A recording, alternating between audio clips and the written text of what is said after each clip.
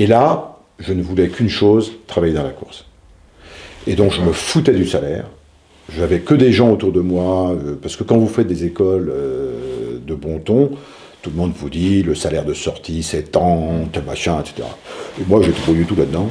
Et pendant le temps où j'avais fait mon école de commerce, j'avais monté une association qui s'appelait l'association Aventure, et où j'avais monté le premier gala de l'aventure au Palais des Congrès, et j'avais monté le premier enduro des grandes écoles en 83 ou 82. J'ai encore l'affiche en bas dans le garage. Et donc, déjà, je m'étais mis dans l'organisation, enfin bon, j'avais testé d'autres trucs. Et donc, je trouvais que tout ça, c'était en moi, et je voulais sûrement pas l'étouffer. La deuxième chose, c'est que j'avais deux possibilités. En sortant de cette école et de cette formation universitaire, soit j'allais dans l'entreprise familiale, qui est aussi une passion, soit, et c'est ce qui a été le cas, mon oncle, qui était le président de l'époque, m'a dit « Écoute, mon petit vieux, t'oublies, on n'a pas besoin de toi, je suis de la famille, ça suffit, il n'y a pas besoin d'autre, donc démerde-toi ». Et donc, la seule chose qui était aussi passionnelle que ce que pouvait être l'entreprise familiale, c'était la moto, et donc il n'était pas question de renier ça. Et donc, à l'époque, je me souviens, le salaire moyen d'embauche, soi-disant pour l'école, était de 10 000 francs, et j'ai accepté un salaire de 6 000 francs, 40% de moins, mais pour travailler chez Chrono Organisation, qui était une agence de relations presse dirigée par Jean-Pierre Brunier, qui était un drôle de bonhomme, mais qui avait comme frère Christian Brunier, qui s'occupait de la Coupe Yamaha gauloise. Et donc, dans les budgets de l'agence Chrono, il y avait la Coupe Yamaha gauloise, il y avait les relations presse du team Sonoto gauloise, et pas de bol, il n'y avait pas de place pour moi dans la moto, mais il m'a pris quand même, et je me suis retrouvé en charge d'un sponsor qui était un sponsor américain, qui s'appelait Skull Bandit, qui était du tabac à chiquer, et qui a investi pendant 2 saisons en championnat du monde d'endurance automobile et en Formule 1. D'accord. Et je me suis retrouvé responsable du marketing et des relations presse du team de Formule 1 et du team d'endurance. Et donc j'allais sur tous les grands prix. Extrêmement compliqué, parce que nous étions sponsors de l'écurie RAM, qui, portant bien son nom, ramait en fond de grille, et nous étions systématiquement en dernière ligne. Il y avait Jonathan Palmer et Philippe Alliot comme pilote, et on était toujours fond de grille. Alors, pour faire des communiqués de presse, pour justifier d'un Grand Prix sur l'autre, pourquoi ? Ah, pas de bol, mais ça progresse, et on va aller mieux, etc. Bon. Donc, mais c'était sympa, et j'ai vécu une demi-saison de Formule 1 et de championnat du monde d'endurance en 84. À l'époque, des Mansell, des Patrese, des Senna, etc. Piquet, machin. Et en fait, assez rapidement, je trouvais que l'agence, c'était compliqué, parce que j'entendais ça me paraissait pas intègre.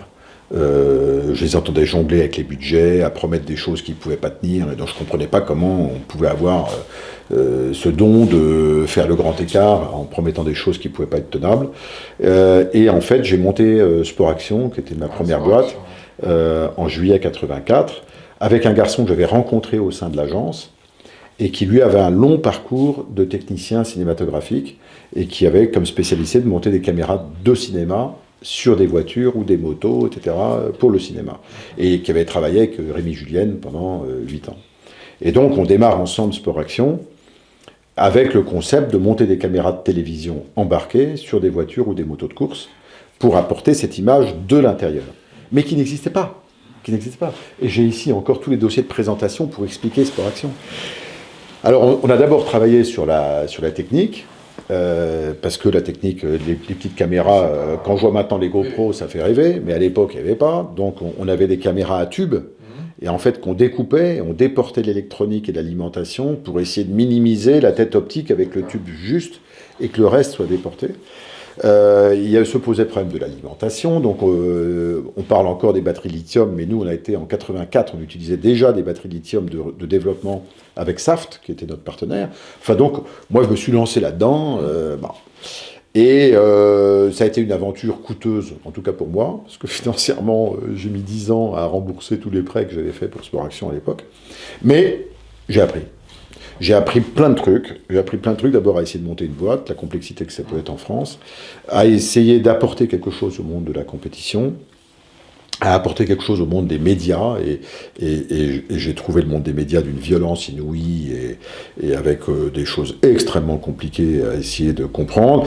Et surtout, j'ai appris que dans le monde professionnel, malheureusement, mes bons principes protestants, mon grand-père pasteur, mon grand-père qui avait beau être président d'une grosse boîte, a toujours fait ça avec un paternalisme total, et une intégrité, toujours le soin du franc, du machin, etc. Et là, je tombais dans un monde, faut se souvenir, les années 84-85, c'est Mitterrand qui décide la privatisation de la télé, c'est la 5, c'est d'un seul coup des budgets qui tombent, et des gars qui se prennent pour des divas, avec de l'arrosage, des flux d'argent que moi, je trouvais extrêmement malsains, et que j'ai toujours absolument refusé de considérer. Et ce qui m'a d'ailleurs, ce qui a fait qu'on n'a pas été accepté par le milieu. À un moment, on a été rejeté parce qu'on ne voulait pas être dans ce système-là. Mais toujours est-il qu'au départ, on part avec notre bouille et notre esprit frais et sain, et on commence à aborder le monde de la course. Et heureusement, on avait un très bon contact avec les gens de Marlboro. Alors pas Marlboro France, mais Marlboro à Genève, qui étaient eux qui supervisaient l'ensemble du motorsport. Il y avait un certain John Hogan qui était là-bas, et qui nous a dit, écoutez, c'est sympa votre truc, et alors il nous donnait 3 cacahuètes, hein, parce qu'on allait pleurer chez John Hogan et Mike Horst à Genève, à Lausanne, et on faisait l'aller-retour, et on ramenait 50 000 francs ou 100 000 francs, et ça nous faisait retenir pour 4 mois, et de développement, et de machin, etc. Et puis, pour gagner notre croûte, alors ça c'était 84, et puis pour gagner notre croûte, en 85, j'arrive à convaincre Suzuki, en France, de prendre en charge leurs relations presse. Alors, ça a été toute une aventure, parce que le président de l'époque était japonais, et s'appelait Tamaï. Et Tamaï, c'était un japonais pur jus. Et donc, je ne sais plus très bien comment, je me retrouve en contact avec eux, je viens faire une présentation pour leur expliquer comment on pouvait s'occuper du team, c'était le team de Dominique Mélian, pour essayer de faire des relations presse, essayer d'amplifier, moi m'appuyant sur ma petite expérience avec Skull Bandit, etc. Et donc, on arrive à... Je raconte tout ça, et puis ça devait se faire, une première fois. Et puis, je retourne à un deuxième rendez-vous, je fais la présentation, et je présente exactement tout ce qu'ils souhaitaient. Bon. Et puis, on ne signe pas. Et puis, j'y retourne une troisième fois. Puis, ça marchait toujours pas. Et puis, il me demandait rien de plus. Alors, je me dis, merde, le truc qui va pas. Et donc, je vais voir un ami de mes parents qui avait été président de Coca-Cola au Japon pendant 10 ans. Je vais le voir, il s'appelait Charles Hochman, et je vais voir Charles et je dis, écoute, voilà, j'y arrive pas. Les Japonais, j'y arrive pas. Je comprends pas.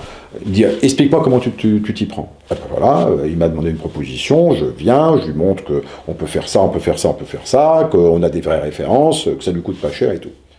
Il me dit, t'oublies. Ah bon? Il dit, t'oublies, t'es beaucoup trop cartésien, et t'es beaucoup trop à vouloir montrer que t'as raison. Non, t'oublies. Alors maintenant, tu vas y aller, et tu exprimes juste la proposition, dans ce qu'elle pourrait avoir d'intéressant, mais qui pourrait aussi faire autre chose. Tu laisses des portes ouvertes, mais alors, grandes comme tes bras. Tu laisses des portes ouvertes, tu le coinces pas. Tu lui dis que toi, tu serais ravi de collaborer avec eux, mais qu'évidemment, tu comprendrais qu'en interne, ils puissent le faire, et que machin, et qu'il y a surtout... Bon, et surtout, tu laisses tout ça ouvert. Et normalement, il y a un moment, il va te regarder dans les yeux, et là, tu tiens son regard et tu ne dis rien. C'est le test de la confiance. Et donc, tu ne dis rien, et c'est à lui de reprendre la parole. Et normalement, tu verras, ça va bien se passer. Bon. Je reprends rendez-vous avec Tamaï, je reviens au siège de Suzuki. Ils avaient leur petite salle de réception des fournisseurs à droite quand on rentre, une petite salle d'école comme ça. Et j'avais Tamaï en face de moi, et je fais, et alors là, pour le coup, j'applique à la lettre ce qu'il m'avait dit. Donc, je laisse des portes ouvertes, bon, je comprendrai tout à fait s'il y a quelqu'un d'autre, etc. Bon. Puis à un moment, silence, les yeux. Oh, je fais les yeux, j'attends. Tamaï me dit, je pense qu'on va pouvoir signer. Il sort mon truc, il m'a signé le contrat immédiatement. Et alors, ce qui a été formidable, d'abord j'ai appris qu'il faut savoir accepter la culture des autres. Et qu'on a beau essayer d'être ouvert, etc., tout n'est pas nécessairement comme on a appris d'être et de se comporter. La deuxième chose, c'est que Tamaï, à ce moment-là, est devenu mon meilleur agent commercial, parce qu'il m'a introduit auprès de toutes les boîtes japonaises en France qui avaient un pied dans le sport mécanique. Et du coup, j'ai repris les relations presse, notamment de Kenwood, qui à l'époque est devenu le sponsor du team de Mélian, mais faisait aussi les 24 heures du Mans automobile avec Porsche. Et donc, je me suis occupé de Kenwood, de trio Kenwood, en parallèle de Suzuki. Et ça, c'était en 86. Donc, ça nous permettait d'avoir un petit peu d'autres choses à facturer que ce qu'on essayait de faire avec les caméras. C'était en 85, pardon. Et puis, la même année, je rencontre Alain Chevalier, que je connaissais de nom, évidemment, que je connaissais via Olivier, par rapport à ce qu'il avait fait en Grand Prix avec Radigues, avec Ericsson, avec tout ça. Donc pour moi, c'était un grand bonhomme. Et je ne sais pas qui nous a mis en contact, mais toujours est-il que je le rencontre, et on discute. Et je lui raconte mon histoire de caméra. Et il me dit, écoute, ça me plaît, c'est marrant, c'est sympa, viens me voir à la Praserie.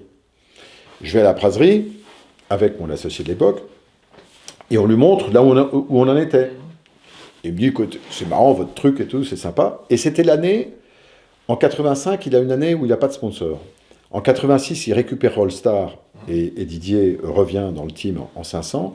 Mais en 85, il fait rouler Thierry Espier, il a développé sa nouvelle 500, et il est un peu au creux, donc il a du temps. Et il me dit, non, c'est sympa votre truc et tout. Donc si tu veux, mets la caméra sur ma moto. On va essayer. Comme ça, on fait du développement. Mais ça pesait tout de même 3 kilos à peu près, 3,5 kg, entre les batteries et la caméra. Il cherche la place, parce que sa moto, elle était compacte. Hein. Il trouve la place dans le nez de carénage, on trouve la manière de foutre l'électronique, la batterie sur le... à droite dans le carénage, etc. Et on commence à faire quelques grands prix ensemble. Alors, nous, moi, je n'avais pas un rond, ce qui fait que je venais à la Praserie, et on partait en CX Break avec la moto de Thierry derrière, et on faisait la route. Et alors là, avec Alain, moi, j'ai vécu des heures formidables. Formidable parce qu'on faisait la route, on discutait, et évidemment, dans ces moments-là, tu parles de tout. Et donc, il me partageait son enfance, sa famille médecin, l'anticonformisme, les débuts d'Olivier. Et moi, je lui racontais aussi, quelque part, ce qui est un peu pareil, mon côté entreprise familiale, qui aurait pu être très convenu et très bon chic, bon genre et tout, et qui, moi, m'embêtait par un certain côté, et la manière dont, finalement, on essayait de se faire par nous-mêmes. Et lui avait de l'avance sur moi, évidemment. Mais j'ai beaucoup aimé Alain. Beaucoup aimé Alain. C'était un type qui avait un humour incroyable, qui avait un génie du mécanique incroyable, qui avait une sincérité de sentiments, de valeurs morales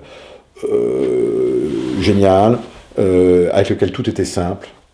Dès l'instant où on faisait partie du clan qu'il acceptait. Et donc, moi, j'ai passé des journées, des après-midi avec Marie, qui était là, qui nous faisait la bouffe, qui disait « Qu'est-ce que vous faites encore dans votre atelier ?» Il m'avait développé, parce que nous, on se rendait bien compte que la moto, ça a toujours été un problème de budget. Donc, il fallait qu'on arrive à pouvoir aussi aller dans l'automobile. Et j'avais fait développer, je voulais aller dans l'équitation et dans le ski, qui me semblaient aussi deux sports individuels où il est difficile de partager et où on est face au chrono. Et donc Hermès, quand même, gentiment, j'en avais parlé avec mon oncle, et mon oncle avait développé une selle, je lui avais donné les contraintes techniques, je lui avais dit à Alain, qu'est-ce que tu crois qu'il faut qu'on fasse, parce que sa fille allait se mettre à l'équitation, c'était l'époque où Jasmine... Bon, et du coup, on développe... Hermès me confie un arçon, qui est la structure interne de la selle, que je fournis à Alain Chevalier, et Alain me dit, écoute, ce qu'il faudrait qu'on fasse, c'est on fait une structure alu, un bâti à l'intérieur qui laisse la place pour que le cheval puisse passer son dos. Et à partir de là, moi, si tu sais me sortir ça, gauche et droite, on se démerde, on fait un support, mais on va y arriver. Et du coup, je donne ça à Hermès, qui nous fait la selle, qui réhabille, avec les deux pattes en alu qui sortaient des deux côtés, etc. Et j'ai des images. Et ce que je trouve incroyable, c'est que ça n'a jamais été fait depuis. Mais j'ai des images de jumping avec un cheval équipé de 2 caméras Une latérale qui est géniale parce que on prenait, on voit le bras du cavalier, sa jambe, l'encolure et les obstacles arriver. Et on avait essayé aussi avec une caméra accrochée sous la sangle. Alors ça, c'était un peu plus dangereux parce que bon, mais j'ai des images quand même vues d'en dessous où là on voit les pattes du cheval qui cavale comme ça, etc. Et on avait fait ça pour le CSI de Dinard. Et donc j'ai essayé, et jamais une télévision n'a voulu les reprendre ou quoi que ce soit. Ce qui est quand même dingue, parce que c'est des images formidables. Et maintenant, avec les moyens techniques qu'il y a, que personne n'a eu l'idée d'essayer de le refaire, je trouve ça dingue. Mais toujours est-il, moi j'avais la selle, le truc, j'avais fait ça avec Alain. Et avec Alain aussi, on avait fait une platine pour le ski. Donc il m'avait développé avec des petites... il mettait des rotules partout, donc il y avait des rotules, etc.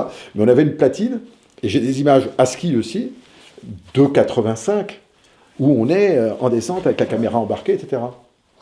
Donc avec Alain, il y avait la moto, mais il s'intéressait, il nous a aidés sur d'autres trucs. Et puis, en fait, on s'aperçoit quand même qu'il y avait une difficulté, avec le poids, au niveau des Grands Prix 500, et deux, qui était la mainmise, j'ose pas dire par le pouvoir de l'argent, parce que c'est couillon de dire ça, mais par, on va dire, les instances qui contrôlaient le sport à l'époque. Et les instances, il faut se souvenir que la Dorna n'existait pas, l'IRTA n'existait pas, et qu'en fait, c'était les manufacturiers de tabac qui, par l'argent, contrôlaient une grande partie du sport. Et les manufacturiers de tabac étaient impliqués avec Bernie Ecclestone. Et donc, Ecclestone avait un œil, à l'époque, sur les Grands Prix, et il avait missionné un garçon, apprenant que nous, on faisait notre petit bricolage, on savait pas, parce que nous, on était un électron libre. C'était une boîte privée, personne ne savait qui y avait derrière, donc on était libre comme l'air. Et donc, potentiellement, on était dangereux pour les institutionnels du sport mécanique. Et ce qui fait qu'Ecclestone avait lancé un garçon qui s'appelait Brian Kraski pour développer des caméras embarquées sur les motos. C'était à coquiner avec Sony, parce qu'il n'avait pas les moyens de sport action, et Sony avait fourni les premiers capteurs CDD, qui étaient un expérimental, qui fournissait à Rothmans.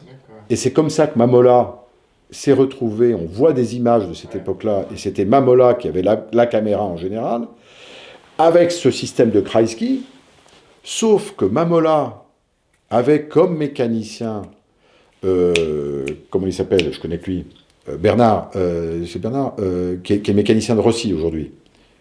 Bernard Ancio. Et Bernard était le mécanicien de Mamola, et entre Français, ou presque, parce qu'il est belge, nous disait, on récupérait nos infos par Bernard, qui de temps en temps, quand il n'y avait personne, nous ouvrait la trappe du réservoir pour nous montrer comment c'était fait dedans, comment ils avaient déporté l'électronique et la batterie, refermé, me disait, t'as rien vu et tout. Et Bernard, c'est pareil, quand on se retrouve aujourd'hui dans le box de Valentino, depuis 85, on se connaît, à l'époque. Et alors, ce qui était marrant, c'est que Alain nous autorisait donc à équiper la moto de Thierry. On l'a fait en 85 et 86.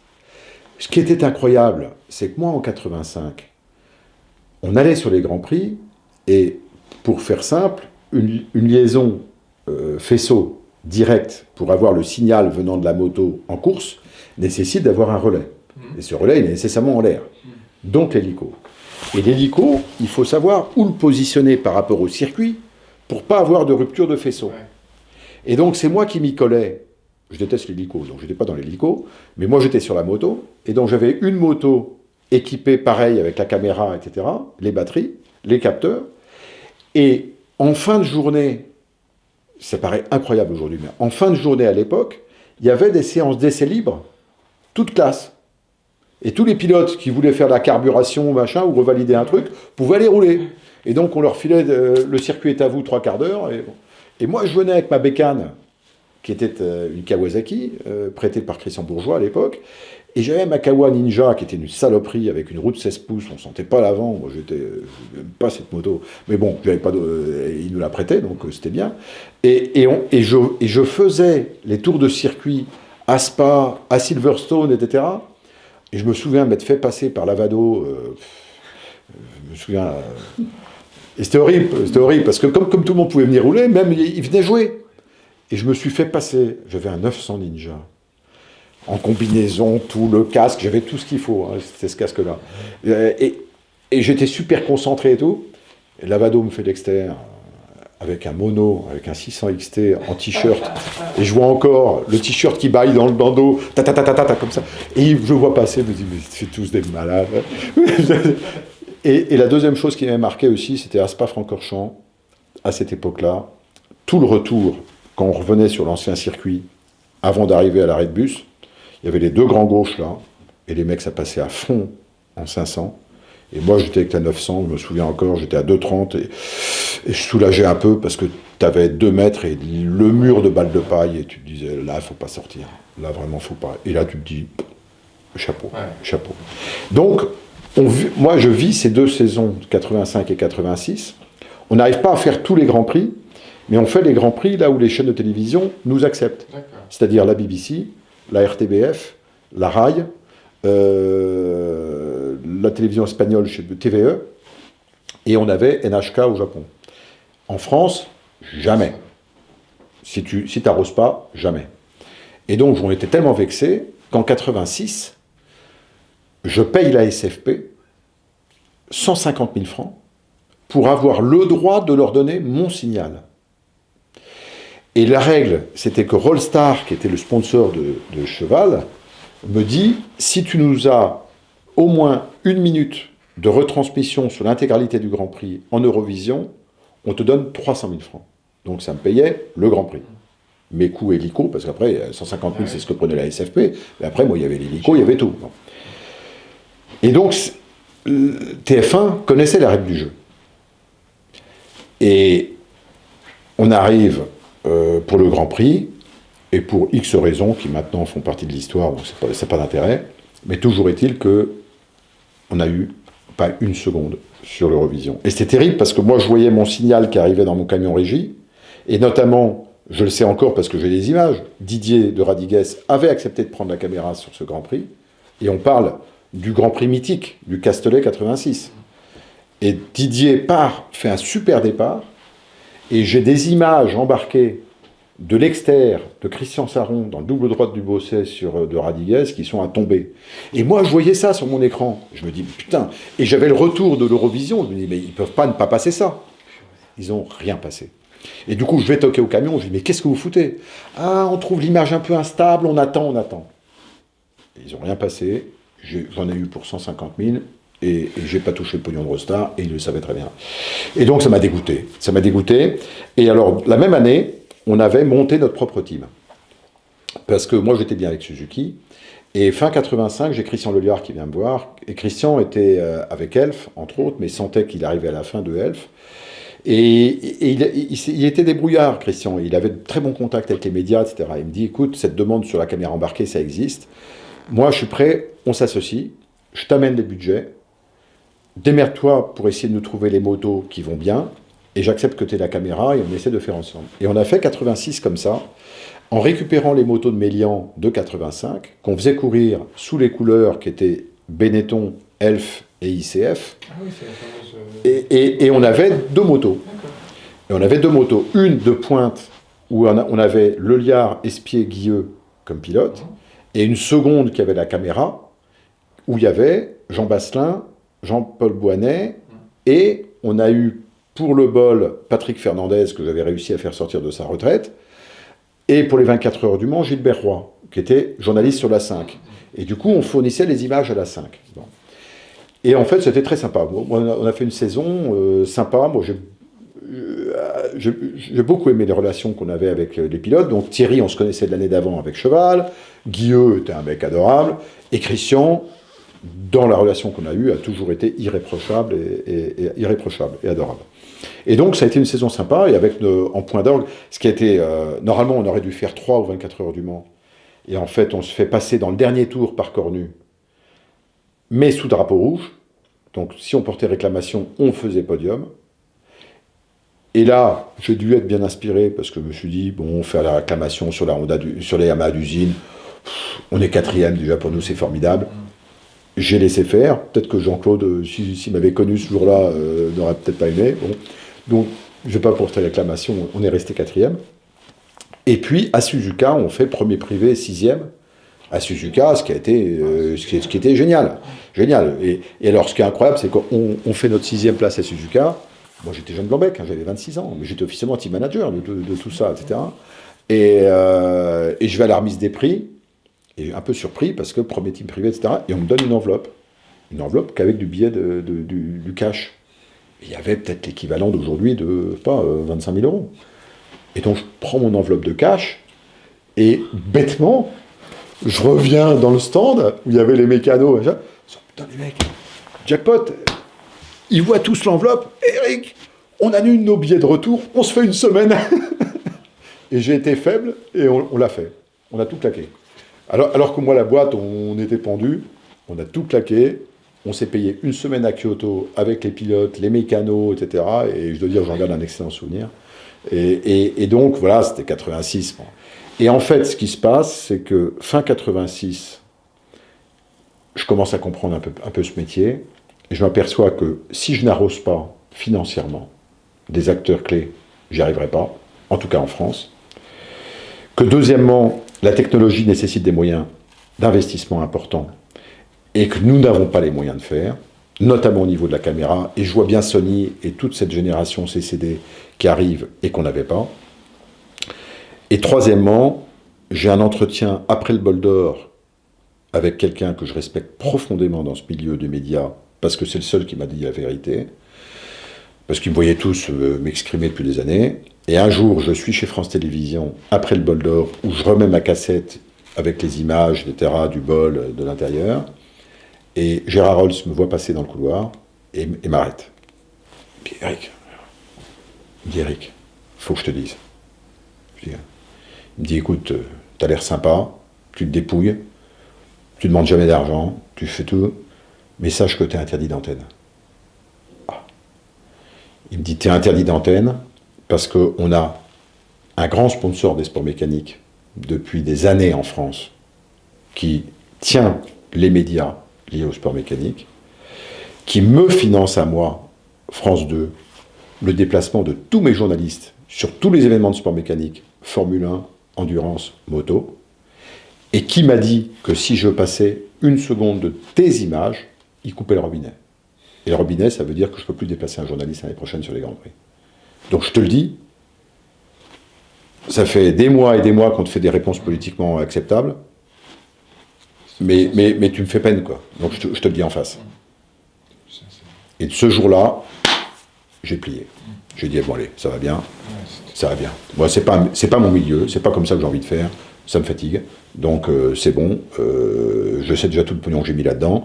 Donc j'ai été voir la banque, j'ai dit voilà, moi pour tout clôturer, à l'époque c'était 300 000 francs, il me fallait 300 000 francs. Et donc j'ai dit moi pour tout clôturer, il y en a pour 300 000, ça aurait pu être pire. Faites-moi un crédit sur 10 ans, et puis je terminé, rideau. Et Sport Action c'est fini comme ça.